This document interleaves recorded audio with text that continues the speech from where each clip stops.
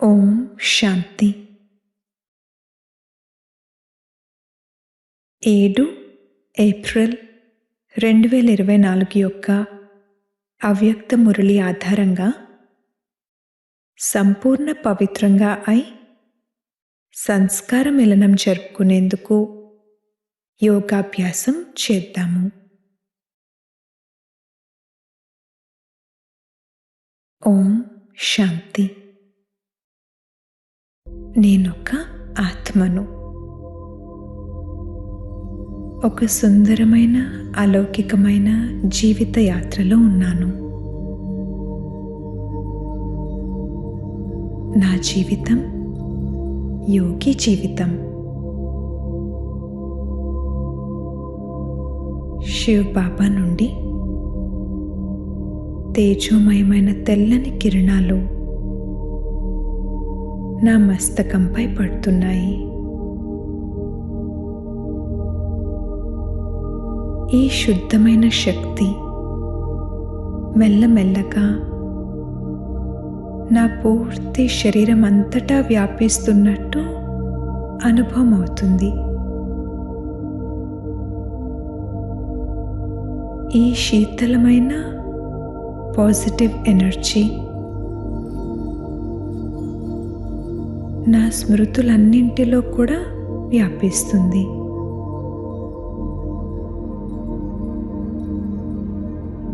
నా ప్రతి సంకల్పం, శరీరంలోని ప్రతి కణం పావనమవుతూ ఉన్నాయి. నేను సర్వశక్తివంతుడైన పరమాత్ముని సంతానాన్ని. ఉన్నతోన్నతమైన శ్రేష్ఠాత్మను. హోలియెస్ట్ ఆత్మను. హైయెస్ట్ ఆత్మను. నేను విధిపూర్వకమైన పూజకు మహిమకు యోగ్యునిగా ఉన్నాను.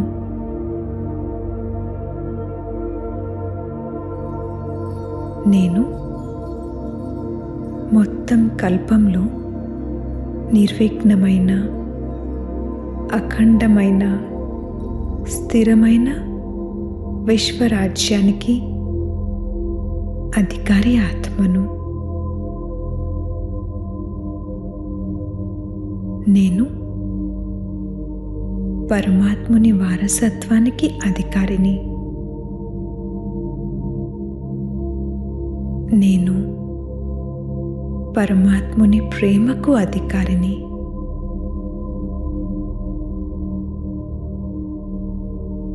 నేను బాబాను నిరంతరం ప్రేమతో స్మృతి చేస్తున్నాను.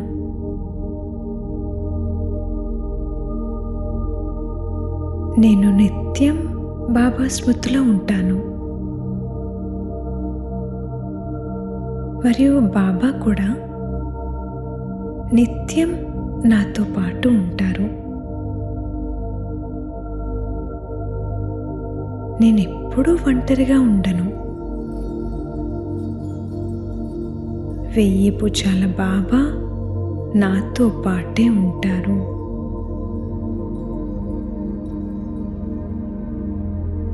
నాకెప్పుడూ ఏమీ అవ్వదు. బాబా ఛత్రఛాయలో నేను సదా సురక్షితంగా ఉన్నాను.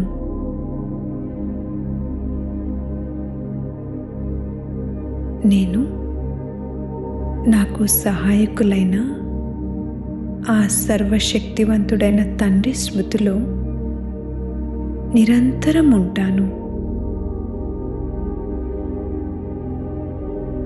నిద్రిస్తున్నప్పుడు, మేల్కొని ఉన్నప్పుడు, కర్మలు చేస్తున్నప్పుడు, సేవలు చేస్తున్నప్పుడు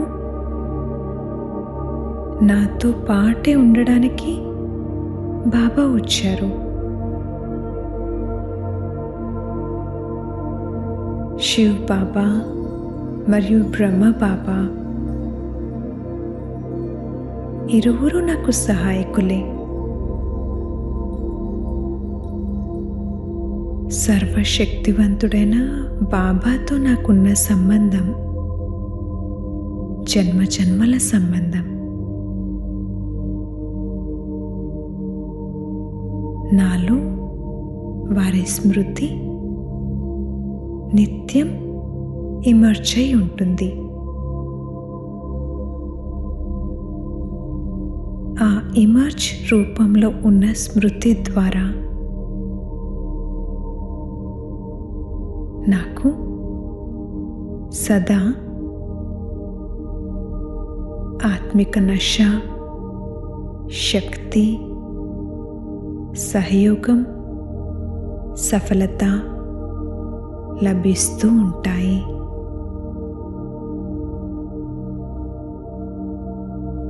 బాబా నన్ను హోలీ హంసగా తయారు చేశారు.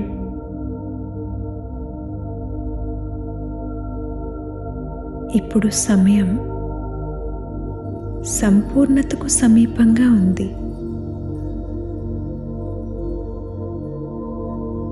కావున నా ప్రతి సంకల్పం పవిత్రంగా ఉంటుంది. సంపూర్ణ పవిత్ర మనసు ఉన్న కారణంగా బాబా ఎవరు ఎలా ఉన్నారో వారిని అలాగే స్మృతి చేస్తున్నాను.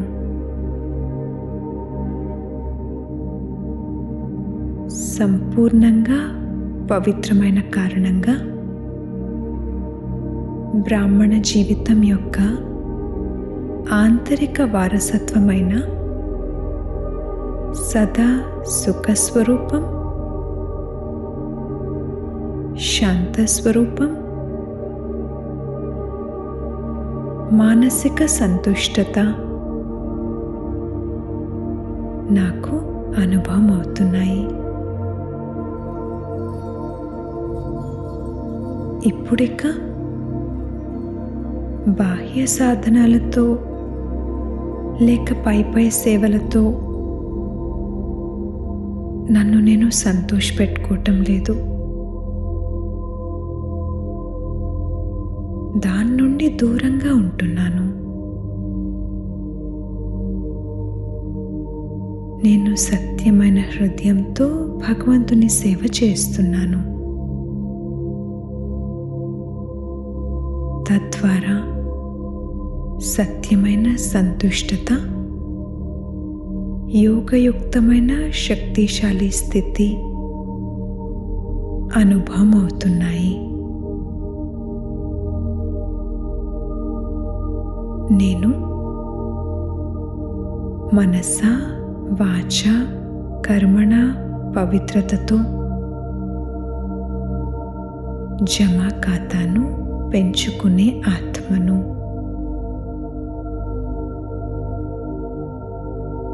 నేను నయనాలలో పవిత్రతను,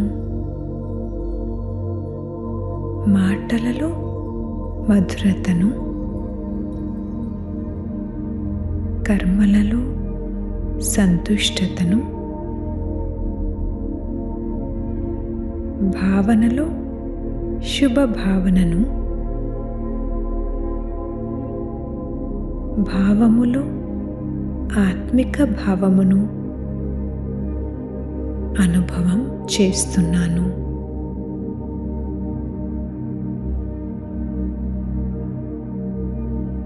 అపవిత్రత యొక్క అంశాన్ని కూడా కాల్చివేసి పవిత్రంగా అయి సంస్కారాల యొక్క మంగళ మిలనాన్ని జరుపుకునే హోలియెస్ట్ ఆత్మను.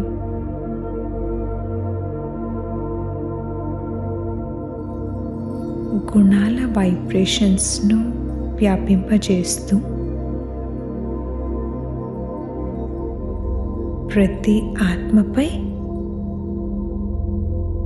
ఈ వైబ్రేషన్స్ అనే పన్నీరు చల్లుతున్నాను.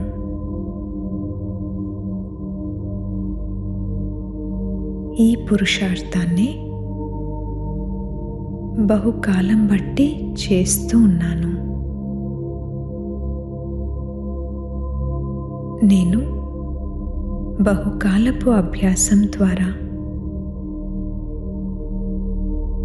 అంతిమ సమయంలో మోసం నుండి రక్షించబడతాను. నేను ఎవర్ రెడీగా అయి సమయాన్ని సమీపంగా తీసుకొచ్చే ఆత్మను, సమయం అనే పర్దాను తెరిచే ఆత్మను,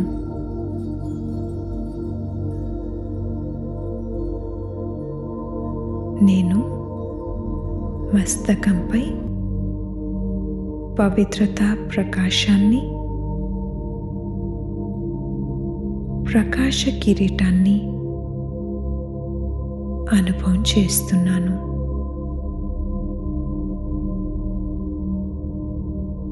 నేను శ్రేష్ఠ పూజ్య ఆత్మను. ఇదే స్థితిలో యోగయుక్తంగా ఉంటూ ప్రతి కర్మను చేస్తున్నాను. ఓం శాంతి.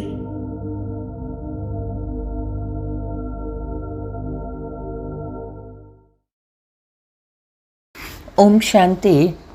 మధురమైన పిల్లలారా, ఈ కళ్ళతో చూస్తున్నదంతా సమాప్తమైపోతుంది. కాబట్టి దీనిపై మీకు అనంతమైన వైరాగ్యం ఉండాలి. తండ్రి మీకోసం కొత్త ప్రపంచాన్ని తయారు చేస్తూ ఉన్నారు.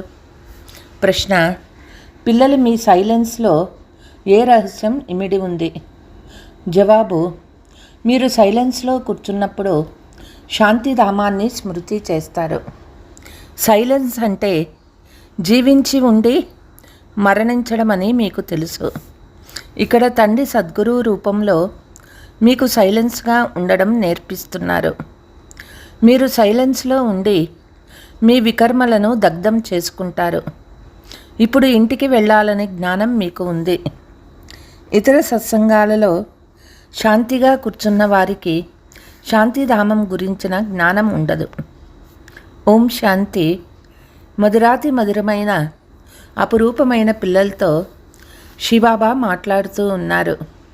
కానీ గీతలో శ్రీకృష్ణుడు మాట్లాడినట్లు ఉంది. వాస్తవానికి చెప్పింది శివబాబాయే. కృష్ణుని తండ్రి అని అందరూ పిలవరు. లౌకిక మరియు పారలౌకిక ఇరువురు తండ్రులు ఉంటారని భారత్వాసులు తెలుసు. పారలౌకిక తండ్రిని పరంపిత అంటారు. లౌకిక తండ్రిని పరంపిత అని అనరు. మీకు లౌకిక తండ్రి తెలిపించటం లేదు.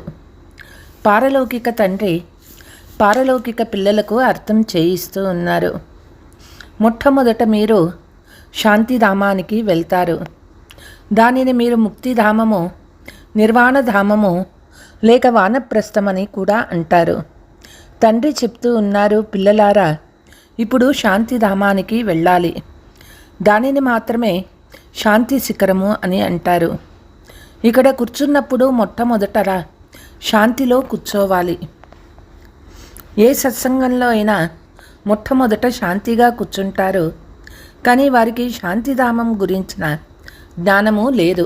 ఆత్మలైన మనము ఈ పాత శరీరాన్ని వదిలి ఇంటికి వెళ్తామని పిల్లలకి తెలుసు. ఏ సమయంలో అయినా శరీరం వదలొచ్చు. కాబట్టి ఇప్పుడు తండ్రి ఏం చదివిస్తున్నారో దానిని బాగా చదువుకోవాలి. వారు పరమ శిక్షకులు కూడా. అలాగే వారు సద్గతిదాత అయిన గురువు కూడా అవుతారు. వారితో యోగాన్ని జోడించాలి. ఈ ఒక్కరే 3 సేవలు చేస్తారు. ఇలా ఇంకెవ్వరూ ఒక్కరే 3 సేవలు చేయలేరు. ఈ తండ్రి సైలెన్స్ను కూడా నేర్పిస్తారు. జీవించి ఉండి మరణించుటనే సైలెన్స్ అని అంటారు. ఇప్పుడు మనం శాంతిధామమైన మన ఇంటికి వెళ్ళాలని పిల్లలు మీకు తెలుసు. ఎంతవరకు పవిత్ర ఆత్మలుగా అవ్వరో అంతవరకు వాపస్ ఇంటికి ఎవ్వరూ వెళ్ళలేరు. అందరూ వెళ్ళాలి. అందుకే చేసిన పాప కర్మలకు శిక్షలు అంతిమ సమయంలో లభిస్తాయి. తర్వాత పదవి కూడా భ్రష్టమైపోతుంది. మాయతో ఓడిపోవడం వల్ల శిక్షలు కూడా తినవలసి వస్తుంది. మాయపై విజయం కలిగించేందుకు తండ్రి వస్తారు, కానీ అజాగ్రత్త వల్లనే తండ్రిని స్మృతి చెయ్యరు. ఇక్కడ ఒక్క తండ్రిని మాత్రమే స్మృతి చెయ్యాలి. భక్తి మార్గంలో కూడా చాలా భ్రమిస్తూ ఉంటారు. ఎవరికి తల వంచి నమస్కరిస్తున్నారో వారి గురించే తెలియదు. తండ్రి వచ్చి భ్రమించడం నుంచి ముక్తి కలిగిస్తారు. జ్ఞానము పగలనే, భక్తి రాత్రి అనే తండ్రి అర్థం చేయిస్తూ ఉన్నారు. రాత్రి సమయంలో ఎదురు దెబ్బలు తింటారు. జ్ఞానము ద్వారా పగలు అంటే సత్య త్రేతాయుగాలు, భక్తి అనగా రాత్రి, ద్వాపర కలియుగాలు. ఇది పూర్తి డ్రామాలోనే సగం సమయం పగలు, సగం సమయం రాత్రి. ప్రజాపిత బ్రహ్మకుమారీల పగలు మరియు రాత్రి. ఇది అనంతమైన విషయము. అనంతమైన తండ్రి అనంతమైన సంగమయుగంలో వస్తారు. అందుకే దీనిని శివరాత్రి అని అంటారు. శివరాత్రి అని దేనికంటారో మనుషులకు తెలియదు. ఇది మధ్య సమయము. అందువల్లే మీకు తప్ప ఇంకెవ్వరికీ శివరాత్రి మహత్వము తెలియదు. రాత్రి సమాప్తమై పగలు ప్రారంభమైనప్పుడే దానిని పురుషోత్తమ సంగమయుగమని అంటారు. పాత మరియు నూతన ప్రపంచాల మధ్య సమయము. తండ్రి ప్రతి పురుషోత్తమ సంగమయుగంలో వస్తారు, అంతేకాని యుగయుగంలో రారు. సత్య త్రేతాయుగాల సంగమాన్ని కూడా సంగమయుగమని అంటారు. ఇది తప్పని తండ్రి చెప్తూ ఉన్నారు. నన్ను స్మృతి చేస్తే పాపాలు వినాశనం అవుతాయని శివబాబా చెప్తూ ఉన్నారు. దీనినే యోగ అగ్ని అని అంటారు. మీరంతా బ్రాహ్మణులు పవిత్రంగా అయ్యేందుకు యోగం నేర్పిస్తారు. ఆ బ్రాహ్మణులు కామచితిపై కూర్చోబెడతారు. ఆ బ్రాహ్మణులకు సత్యమైన బ్రాహ్మణులైన మీకు రాత్రికి పగలకు ఉన్నంత వ్యత్యాసం ఉంటుంది. వారు కుక వంశావళి, మీరు ముఖ వంశావళి. ప్రతి విషయాన్ని బాగా అర్థం చేసుకోవాలి. అనంతమైన తండ్రిని స్మృతి చేస్తూ వికర్మలు వినాశమవుతాయని, అంతేకాక వారి నుండి వారసత్వం లభిస్తుందని ఎవరు వచ్చినా వారికి అర్థం చేయించబడుతుంది. ఎంతెంత దైవీ గుణాలను ధారణ చేసి ఇతరులతో చేయిస్తారో అంత శ్రేష్టమైన పదవిని పొందుతారు. పతితుల్ని పావనంగా చేసేందుకే తండ్రి వస్తారు. కావున మీరు కూడా ఈ సర్వీస్ చేయాలి. అందరూ పతితులే. గురువులు ఎవ్వరినీ పావనంగా చేయలేరు. పతిత పావనుడు పేరు ఒక్క శివబాబాదే. వారు ఇక్కడికే వస్తారు. డ్రామా ప్లాన్ అనుసారంగా అందరూ పూర్తి పతితులైనప్పుడే తండ్రి వస్తారు. మొట్టమొదట పిల్లలకు పరమాత్మ అయిన తండ్రి స్మృతి చేయండని అల్ఫ్ తెలిపిస్తూ ఉన్నారు. వారు పతిత పావనులని మీరు అంటారు కదా. ఆత్మీక తండ్రిని పతిత పావనుడని అంటారు. ఓ భగవంతుడా లేక ఓ తండ్రి అని అంటారు. కానీ ఎవ్వరికీ వారి పరిచయం లేదు. ఇప్పుడు సంగమవాసులైన మీకు పరిచయం లభించింది. వారు నరకవాసులు, మీరు నరకవాసులు కాదు. అవును, ఎవరైనా ఓడిపోతే ఒక్కసారిగా కింద పడిపోతారు. చేసిన సంపాదనంతా సమాప్తమైపోతుంది. పతితుల నుండి పావనగా అవ్వడమే ముఖ్యమైన విషయము. ఇది వికారి ప్రపంచము, అది నిర్వికారి ప్రపంచము. నూతన ప్రపంచంలో దేవతల రాజ్యం చేస్తారు. ఇప్పుడు పిల్లలు మీకు ఈ విషయం తెలిసిందే. మొట్టమొదట దేవతలే అందరికంటే ఎక్కువ జన్మలు తీసుకుంటారు. అందులో కూడా మొదట సూర్యవంశీయులు వస్తారు. 21 తరాలకు వారసత్వాన్ని పొందుతారు. అది ఎంతటి పవిత్రత! సుఖశాంతుల బేహద్దు వారసత్వము. సత్యయుగాన్ని పూర్తి సుఖధామమని అంటారు. త్రేతాని శమి అని అంటారు. ఎందుకంటే 2 కళలు తగ్గిపోతాయి. కళలు తగ్గిపోతే ప్రకాశం కూడా తగ్గిపోతుంది. చంద్రునిలో కళలు తగ్గగానే ప్రకాశం తక్కువైపోతుంది. చివరికి 1 గీత మాత్రమే మిగులుతుంది, పూర్తిగా నశించదు. మీది కూడా అలాగే పూర్తిగా ఖాళీ అవ్వదు. దీనినే పిండిలో ఉప్పు అంతా అంటారు. తండ్రి కూర్చొని ఆత్మలకు తెలియచేస్తూ ఉన్నారు. ఇది ఆత్మ మరియు పరమాత్మల మేళ. ఇది బుద్ధి ద్వారా గ్రహించవలసిన విషయము. పరమాత్మ ఎప్పుడు వస్తారు? ఎప్పుడైతే చాలామంది ఆత్మలు లేక చాలామంది మనుషులు అవుతారో అప్పుడు పరమాత్మ మేళాలో వస్తారు. ఆత్మల మరియు పరమాత్మ మేళ ఎందుకు జరుగుతుంది? ఆ మేళాలకైతే మలినపరిచేందుకు జరుగుతాయి. ఈ సమయంలో మీరు తోట యజమాని ద్వారా ముళ్ళ నుండి పువ్వులుగా అవుతూ ఉన్నారు. ఎలా అవుతూ ఉన్నారు? స్మృతి బలంతో. తండ్రిని సర్వశక్తివంతుడని అంటారు. తండ్రి ఎలా సర్వశక్తివంతుడో రావణుడు కూడా తక్కువ శక్తిశాలి కాదు. తండ్రి స్వయంగా చెప్తారు, మాయ చాలా శక్తివంతమైనది.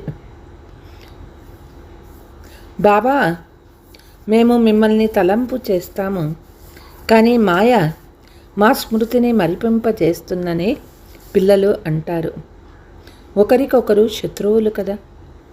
తండ్రి వచ్చి మాయ పైన విజయం కలిగిస్తారు. మాయ మళ్ళీ ఓడిచ్చేస్తుంది. దేవతలు మరియు అసురుల యుద్ధానికి చూపించారు, కానీ అలాంటిదేమీ లేదు. వాస్తవానికి యుద్ధం ఇదే. మీరు తండ్రి స్మృతి చేయడం ద్వారా దేవతలుగా అవుతారు. మాయ స్మృతిలోనే విఘ్నాలు వేస్తుంది. చదువులో విఘ్నాలు కలిగించదు.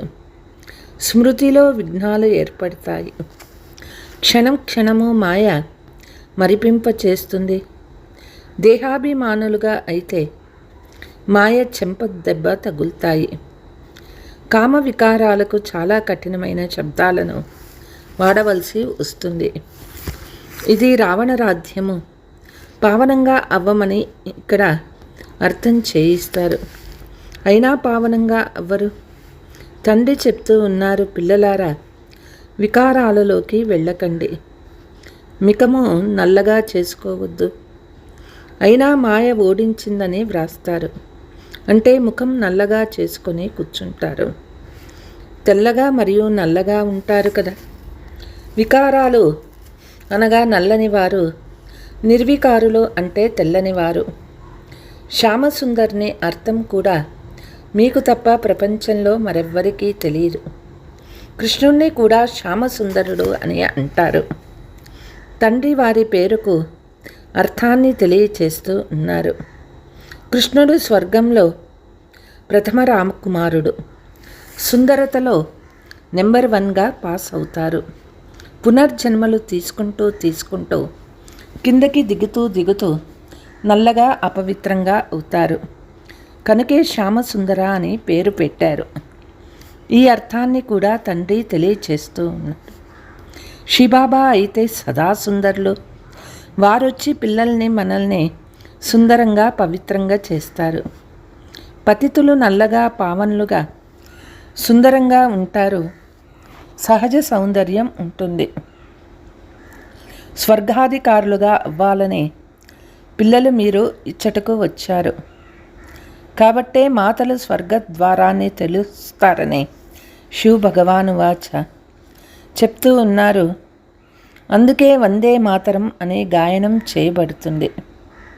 వందే మాతరం అన్నప్పుడు పితా కూడా ఉంటారు అనేది స్పష్టమవుతుంది. తండ్రి మాతల మహిమని పెంచుతారు. మొదట లక్ష్మి, తర్వాత నారాయణుడు. ఇక్కడ మొదట మిస్టర్, తర్వాత మిస్సెస్. డ్రామా రహస్యమే ఇలా తయారైంది. రచయిత అయిన తండ్రి మొదట తన పరిచయం ఇస్తారు. ఒకరు హద్దులోని లౌకిక తండ్రి, మరొకరు అనంతమైన పారలౌకిక తండ్రి. అనంతమైన తండ్రిని స్మృతి చేస్తారు, ఎందుకంటే వారి ద్వారా అనంతమైన వారసత్వం లభిస్తుంది. హద్దులోని వారసత్వం లభిస్తున్న అనంతమైన తండ్రిని స్మృతి చేస్తారు. బాబా, మీరు వచ్చినట్లయితే మేము ఇతర సాంగత్యాలను వదిలి ఒక్క మీతోనే బుద్ధిని జోడిస్తాము అని అంటారు. ఇది ఎవరన్నారు? ఆత్మ అంటుంది. ఆత్మనే అవయవాల ద్వారా పాత్రను అభినయిస్తుంది. ప్రతి ఆత్మ ఎలాంటి కర్మలు చేస్తుందో అలాంటి జన్మ తీసుకుంటుంది. ధనవంతులుగా పేదగా అవుతుంది. ఇది కర్మల ఫలితమే కదా. లక్ష్మీనారాయణ విశ్వానికి అధికారులు. వీరు ఏమి చేశారో కర్మ మీకు మాత్రమే తెలుసు. అంతేకాక మీరు మాత్రమే ఇతరులకు అర్థం చేయించగలరు. ఈ కళ్ళ ద్వారా ఏమేమి చూస్తారో వాటన్నింటిపై వైరాగ్యం కలిగి ఉండాలని బాబా చెప్తారు. ఇవన్నీ సమాప్తమయ్యేవి.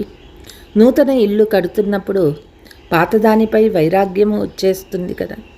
బాబా కొత్త ఇంటిని తయారు చేస్తూ ఉన్నారు కాబట్టి మనము అందులోని వెళ్తామని పిల్లలు అంటారు. ఈ పాత ఇల్లు విరిగి ముక్కలైపోతుంది. ఇది బేహద్దు విషయము. తండ్రి స్వర్గ స్థాపన చేసేందుకు వచ్చారు. ఇది పాత ప్రపంచము, చీచీ ప్రపంచము పిల్లలకి తెలుసు. పిల్లలు, మీరిప్పుడు త్రిమూర్తి శివుని ఎదురుగా కూర్చొని ఉన్నారు. మీరు విజయులుగా అవుతారు. వాస్తవానికి త్రిమూర్తి మీ రాజముద్రిక. ఇది బ్రాహ్మణ కులం అన్నిటికంటే శ్రేష్టమైంది. ఇది శిఖరము. ఇక్కడ రాజ్యము స్థాపన అవుతూ ఉంది. ఈ రాజముద్రికను గురించి బ్రాహ్మణులు మీకు మాత్రమే తెలుసు. శివబాబా మనల్ని దేవీ దేవతలుగా చేసేందుకు బ్రహ్మ ద్వారా చదివిస్తూ ఉన్నారు. వినాశనం అయితే తప్పకుండా జరుగుతుంది. ప్రపంచము తమో ప్రధానంగా అయిపోతుంది. ఇందులో ప్రకృతి వైపరీత్యాలు కూడా సహాయం చేస్తాయి. బుద్ధి ద్వారా ఎంత విజ్ఞానాన్ని తెలుపుతూ ఉంటారు. కడుపు నుండి ఏ రోకలి పుట్టదు. ఈ వినాశ సాధనాలు విజ్ఞానము ద్వారానే వెలువడతాయి. దీని ద్వారా మొత్తం కులమంతా సమాప్తం చేసేస్తారు. శ్రేష్టాతి శ్రేష్టమైన శివబాబా పిల్లలకు అర్థం చేయించబడింది. పూజ కూడా ఒక్క శివబాబాకు మరియు దేవతలకు చేయవలసి ఉంటుంది. బ్రాహ్మణులకు పూజ జరగదు. ఎందుకంటే మీ ఆత్మ పవిత్రమైంది కానీ శరీరం పవిత్రంగా లేదు. కాబట్టి పూజకు అర్హులు కారు, కానీ మహిమకు యోగ్యులు.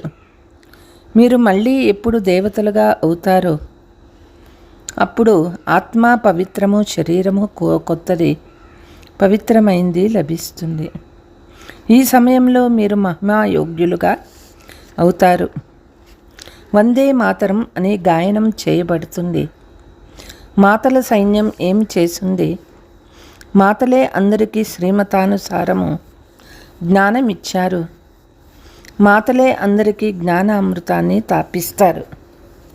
యథార్థ రీతిలో మీరు మాత్రమే అర్థం చేయిస్తారు. శాస్త్రాలలో అయితే అనేక కథలు వ్రాశారు. అవి వారు కూర్చొని వినిపిస్తారు. మీరు అవి వింటూ సత్యం సత్యం అనేవారు. మీరు ఇప్పుడు కూర్చొని ఈ జ్ఞానాన్ని వినిపిస్తే వారు సత్యం సత్యం అని అంటారు. ఇప్పుడు మీరు సత్యము సత్యము అని అనరు. మనుషులు ఎంత రాతి బుద్ధి కలవారిగా అయ్యారంటే అన్నిటికీ సత్యమే అని అంటారు. రాతి బుద్ధి నుండి బంగారు బుద్ధి అనే గాయనం ఉంది. పారస్ బుద్ధి అంటే పారస్నాథుడు. నేపాల్లో పారస్నాథుని చిత్రము అంటారు. పారస్పురికి నాథులు లక్ష్మీనారాయణులు వారి రాజవంశం ఉంది. ఇప్పుడు ముఖ్యమైన విషయము రచయిత మరియు రచన రహస్యం తెలుసుకోవడం. దీన్ని గురించి ఋషులు మునులు నేతి నేతి అంటూ వచ్చారు. ఇప్పుడు మీరు బాబా ద్వారా అన్నీ తెలుసుకున్నారు. ఆస్తికులుగా అవుతారు. మాయా రావణ్ నాస్తికునిగా చేస్తారు. अच्छा मीठे मीठे सिकीलते बच्चों प्रति मात पिता बाप दादा का याद प्यार और गुड रूहानी बाप की रूहानी बच्चों को नमस्ते. हम रूहानी बच्चों की रूहानी मात पिता को याद प्यार गुड మార్నింగ్ డబల్ నమస్తే. ధారణ. మేము బ్రహ్మముఖ వంశావళి బ్రాహ్మణులము. మాది సర్వోత్తమ కులము. మేము పవిత్రంగా అవ్వాలి, పవిత్రంగా చేయాలి. పతిత పావనులైన తండ్రికి సహాయకారులుగా అవ్వాలి అనే స్మృతి సదా ఉండాలి. స్మృతిలో ఎప్పుడూ అజాగ్రత్తగా ఉండి తప్పులు చేయరాదు. దేహాభిమానం కారణంగానే మాయ స్మృతిలో విఘ్నాలను కలిగిస్తుంది. కాబట్టి మొదట దేహాభిమానాన్ని వదలాలి. యోగ అగ్ని ద్వారా పాపాలను నాశనం చేయాలి. వరదానము. సాధనాల ప్రవృత్తిలో ఉంటూ కమల పుష్ప సమానం న్యారా ప్యారాగా ఉండే బేహద్దు వైరాగి భవ. సాధనాలు లభిస్తే వాటిని విశాల హృదయంతో ఉపయోగించండి. ఈ సాధనాలు ఉండేదే మీ కొరకు, కానీ సాధనను మర్చిపోకండి. పూర్తి బ్యాలెన్స్ ఉండాలి. సాధనాలు చెడ్డవి కాదు. సాధనాలు మీ కర్మలకు యోగానికి లభించిన ఫలము. సాధనాలు ప్రవృత్తిలో ఉంటూ కమల పుష్ప సమానం న్యారాగా తండ్రికి ప్రియంగా అవ్వాలి. సాధనాలను ఉపయోగిస్తే వాటి ప్రభావంలోకి రాకండి. అనంతమైన వైరాగ్య వృత్తి మర్జీ అవ్వరాదు. మొదట స్వయం దీనిలో ఎమర్జ్ చేసుకోండి. తర్వాత విశ్వంలో వాయుమండలాన్ని వ్యాపింపచేయండి. స్లోగన్. దిగులు పడేది మీ షాన్లో స్థితం చేయడమే అన్నిటికంటే మంచి సేవ. ఓం శాంతి.